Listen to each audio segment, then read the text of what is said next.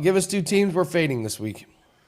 Well, I guess if people didn't think I was nuts already, they're going to think I'm nuts when I tell them who to fade this week because Ohio State, and it's hard to convince anybody to fade Ohio State. They are the defending national champions, but I'm putting them on upset alert this week. They're heading to Washington. They opened as a 10-point favorite. That line's down to 8.5. And I know everybody's going to look at this and say Ohio State win by double digits at Washington. That's easy. It's not easy to win at Washington. Just ask USC. Just ask Oregon. This Washington team is very competitive, and they have a huge edge at quarterback, in my opinion, here. This is Julian Sayan's first road start. Sayan, I'm not that impressed with him so far. In fact, Ohio State hasn't really played anybody outside the Texas game.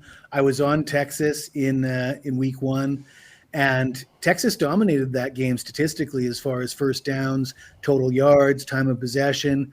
Arch Manning was so bad. I mean, with any kind of capable quarterback play, Texas wins that game. Again, that was a home game. Now they're on the road, and Damon Williams, the quarterback for Washington, is absolutely lighting it up. 778 yards, 6 touchdowns, no picks, 220 rushing yards. This Washington offense can hum along. Of course, Ohio State's going to have the advantage on the lines of scrimmage. Washington probably wants to turn this into a bit of a shootout, but certainly this is going to be a tricky spot for Ohio State. So I think they're on upset alert. Take the points, sprinkle on the money line. Let's go Dogs, Huskies. All right, next team. I got to agree with you on this one, but I still don't like it. But go ahead. Who are you fading? Florida State. Yeah, they beat Alabama in week 1. If you remember this summer, quarterback Thomas Castellanos said, Alabama, they can't stop me. They don't have Nick Saban to save them. I tore up the ACC by my own damn self, he said. These were his comments to reporters. This was a quote he gave as bulletin board material for the Alabama Crimson Tide. Obviously a very foolish move, but what happens? He looks like a genius. He did all the talking, but he backed it up. They beat Alabama. So really inflated egos. The Seminoles, people love the Seminoles. It's hard not to like the Seminoles after beating Alabama, but that was a home game. And, since then they've played a couple cupcakes. Who did they play?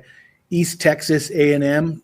I don't know a lot about East Texas A&M, and anybody who tells you they do is either from that area or they're lying. And then Kent State, we know they're one of the worst teams in all of college football. So they haven't played anybody since. This is a tough spot. They're on the road at Virginia. This line stinks to high heaven. Florida State -7. All they got to do is win by a touchdown at Virginia. Well, this is a tough spot because they got Miami on deck next week. Look ahead spot. As I said, Thomas Castellanos, those comments he made, you got to ask yourself, a guy that talks like that ahead of an Alabama game, what do you think he's thinking to himself right now heading into this game versus Virginia? He probably thinks that he likes his own smell. He's going to be very confident, very overconfident. I think the Seminoles are going to strut into town here, basically treating this like it's a bye week or something. And Virginia, they got themselves a quarterback, senior quarterback, Chandler Morris. This is fifth. I think this is his 6th season. He started at Oklahoma. He had 3 years at TCU. Then last year, big breakout season, throws for a ton of yards and a ton of touchdowns at North Texas. And he's threatening to do the same thing here at Virginia. So Virginia's got the better quarterback, in my opinion. They've got the offense to hang with the Seminoles. Much like Washington, they need to turn this into a shootout. But if it does end up being a shootout, I like Virginia. The line now opened at 9.5. It's down to 7. I'm going to say screw it. Don't take the points. Just money line. Plus 245 on the money line, Virginia.